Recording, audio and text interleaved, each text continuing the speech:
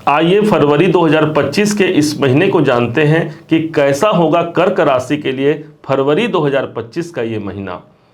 इस महीने 5 बड़े एक ऐसे संजोग बन रहे हैं जिसके माध्यम से बदलाव और शुभ परिणाम मिलने लाजमी हैं। सबसे पहला जो परिणाम प्राप्त होगा इन 5 कारणों में वो है महाशिवरात्रि का शुभ संजोग हमको 26 फरवरी को इसी महीने देखने को मिलेगा। देवगुरु बृहस्पति जैसे सबसे पावरफुल ग्रह अपने वक्री अवस्था से मार्गी अवस्था पर आ रहे हैं, तो वहीं पर मंगल भी 24 तारीख को वक्री अवस्था से मार्गी अवस्था पर आ जाएंगे। 3 ग्रहों का एक संग शुभ संयोग बनेगा जिसे त्रिग्रही योग कहा जाएगा। शनि, सूर्य और बुध के द्वारा यह योग बनने जा रहा है। और 5वां कारण होगा ठीक कर्क राशि के भाग्य भाव पर शुक्र हमको मिलेंगे और वो भी उच्च के मिलेंगे, जो पूरे इस महीने को एक शानदार हमारे भाग्य की अनुभूति हम तक पहुंचा जाते हैं।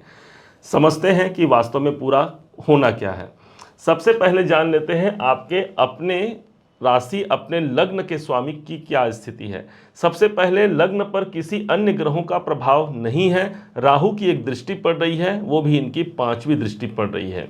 अच्छी बात ये हो गई कि जो अभी तक मंगल हमको नीच अवस्था पर मिले थे आपके अपने राशि पर, वो पिछले महीने के 21 तारीख को ऑलरेडी ये वक्री अवस्था पर ही 12वें घर पर चले गए हैं। हेल्थ आपका अच्छा रहेगा। 1 तारीख जो फरवरी का होगा उस दिन बस अपने स्वास्थ्य को आप ध्यान में रखिएगा। अब आते हैं धन स्थिति देखा जाए तो धनेश बनते हैं सूर्य। सूर्य के पास वो पावर है जो कुछ भी सिचुएशन को वो बदल सकते हैं, क्योंकि यही है ग्रहों के राजा। ग्रहों के राजा सूर्य ठीक हमको मिलेंगे हमारे 7वें भाव पर। सूर्य बुध का एक बुधादित्य राजयोग भी मिलेगा, अर्थात ये महीना हमारे विशेष तौर पर 11 तारीख तक का जो समय रहेगा वो आर्थिक दृष्टिकोण से काफ़ी महत्वपूर्ण रहेगा। कोई अच्छे परिणाम हमको धन से जुड़े हुए करने पड़ सकते हैं। अब सूर्य बुध का बुधादित्य राजयोग मिला, ये स्थान आपके व्यापार का है, ये स्थान आपके दाम्पत्य का है। दाम्पत्य जीवन के लिए भी या फिर नए विवाह की कामना आप कर रहे हैं, अपने पति या अपने पत्नी के लिए कुछ अच्छा चाह रहे हैं, सूर्य बुध का बुधादित्य योग या राजयोग आप तक वो पहुंचा पाता है सूर्य। लेकिन ध्यान रखिएगा 11 तारीख के बाद 12 तारीख को यही सूर्य अष्टम चले जाएंगे। अष्टम पर जाकर के सूर्य के पास प्रकाश है, कोई रुकावट है, कोई बाधा है, उससे आप बाहर निकल पाते हैं। इसी समय पर एक शुभ संयोग बनेगा जिसे कहा गया है त्रिग्रह योग। इस समय पर शनि, बुध और सूर्य एक संग उपस्थित रहेंगे ठीक हमारे अष्टम भाव पर। जब अष्टम भाव पर रहेंगे कोई रुकावट और बाधाओं से हम बाहर निकलते हैं। इस समय पर ऑकल्ट की ओर ज़्यादा रुझान आपका जाएगा। कोई तीर्थ यात्रा का संजोग बनेगा क्योंकि सभी की दृष्टि द्वितीय भाव पर पड़ेगी। अपने कुटुंब, अपने फैमिली, अपने परिवार के संग इस महीने आप जा सकते हैं किसी तीर्थ यात्रा में। हो सकता है कुंभ विवाह या फिर ये कुंभ स्नान का योग बन जाए, क्योंकि ये जो योग बनेगा शनि, सूर्य और बुध का, वो कुंभ राशि पर पड़ रहा है, अर्थात आपकी राशि से अष्टम भाव पर। और वहाँ स्नान, वहाँ दान पुण्य करने से हमारे जीवन के रुकावट दूर होते हैं। भाग्य भाव पर आते हैं। भाग्य भाव पर शुक्र बैठे हैं और वो भी उच्च की स्थिति में।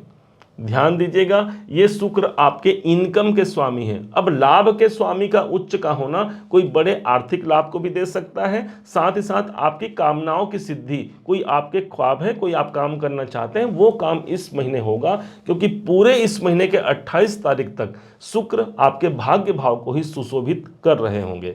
हाँ, इनका संजोग राहु के संग मिलेगा। राहु और शुक्र का कॉम्बिनेशन रहेगा इस पूरे महीने। तो ये राहु किसी भी इवेंट को 10 गुना बढ़ा देते हैं, बहुत अधिक बढ़ा देते हैं। शुक्र आपका धन है, शुक्र आपका प्रसन्नता है, तो आपकी प्रसन्नता भी इस महीने अच्छी रहने वाली है। कैरियर भाव के स्वामी मंगल हैं। मंगल इस महीने हमको 12वें घर पर मिलेंगे। काम धाम में इस समय पर भाग दौड़ ज़्यादा करना पड़ेगा। जो लोग बाहर जा कर के काम अपना देख रहे हैं या वहाँ पर चाह रहे हैं कि वहाँ मुझे काम प्राप्त हो जाए, तो ये महीना आपका समर्थन करता है। 10वां भाव आपका कर्म क्षेत्र है, तो 12वां घर हमारे जीवन का बदलाव होता है। तो ये महीना कर्म क्षेत्र पर कोई बड़ा बदलाव आ सकता है। लाभ के दृष्टिकोण से देखा जाए तो ठीक इस पूरे महीने के प्रारंभ के 4 तारीख को ही देवगुरु बृहस्पति हमको वक्री अवस्था से मार्गी अवस्था में मिलेंगे, वो भी हमारे इनकम भाव पर। अब इनकम भाव पर ये जाकर के आपके कामनाओं की सिद्धि करते हैं और इनकी दृष्टि पड़ती है केतु पर, 5वीं दृष्टि। अब केतु का तीसरे घर पर होना यह भी अच्छा माना गया है। तीसरे, छठे और 11वें घर पर केतु अपना प्रभाव अच्छा देता है। तीसरे घर पर है लेकिन उसके बाद भी कोई चैलेंजिंग सिचुएशन बने हुए हैं, जीवन में कंपटीशन अधिक बने हुए हैं, तो देवगुरु बृहस्पति की 5वीं दृष्टि केतु को नियंत्रित करेगा।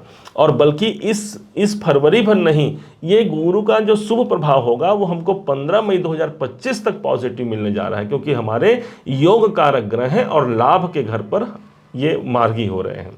अब आते हैं खर्चे के भाव पर। खर्चे के भाव पर मंगल जैसा ग्रह बैठा है। कोई भूमि, कोई प्रॉपर्टी पर आप निवेश करना चाहते हैं, समय आपका समर्थन करेगा। समझते हैं अब उन तारीखों को जो तारीखें आपके लिए अनुकूल साबित होंगी। कर्क राशि के लिए जो शुभ तारीखें होंगी, 6 फरवरी, 7, 8, 9, 11, 12, 15 और 16 तारीख आपके लिए अनुकूल होगा। इन तारीखों में कुछ अच्छी समाचार हमको मिल सकती है, कोई अच्छे कार्य की शुरुआत भी हम कर सकते हैं। जबकि 1 फरवरी, 8, 9, 18, 19, 27 और 28 तारीख को हमको सतर्क रहने की आवश्यकता भी रहेगी। यदि इन तारीखों में भी कोई आवश्यक कार्य करना पड़ जाए तो अपने गुरुवर का आशीर्वाद लेकर के, अपने इष्ट देव का सुमिरन करके आप उस कार्य को संपन्न कर सकते हैं। अब आते हैं उपाय की ओर। क्या उपाय करें इस महीने को अच्छा बनाने के लिए? इस महीने को बेहतर बनाने के लिए देवाधिदेव महादेव पर जल अर्पण करना मत भूलिएगा। इस समय पर भगवान भोलेनाथ को जल देना, नमः शिवाय के मंत्रों का जाप करना, इस कार्य को, आपके जीवन में जो बने हुए कार्य हैं उन कार्य को सिद्धि कराता है। मंगल हमको 12वें घर पर मिल रहे हैं। हनुमान जी की आराधना, हनुमान चालीसा या सुंदरकांड का पाठ आपके मनोरथ को सिद्ध करा जाएगा। उम्मीद है आप सबने इसे समझा, आप सबने इसे जाना है। यदि आपने इसे समझा है, जाना है, मेरे समझाने का प्रयास यदि आपको सार्थक लगा हो, मेरे समझाने का तरीका यदि आपको सार्थक लगा हो, तो हर बार की भांति इस बार भी अपना प्यार भरा लाइक और कमेंट करना कभी मत भूलिएगा। और हाँ, यदि अभी तक आपने चैनल को सब्सक्राइब नहीं किया है, सब्सक्राइब जरूर कीजिएगा। पुनः एक बार फिर आप सभी का दिवस बहुत मंगलमय हो, इन्हीं शुभकामनाओं के साथ जय श्री राम।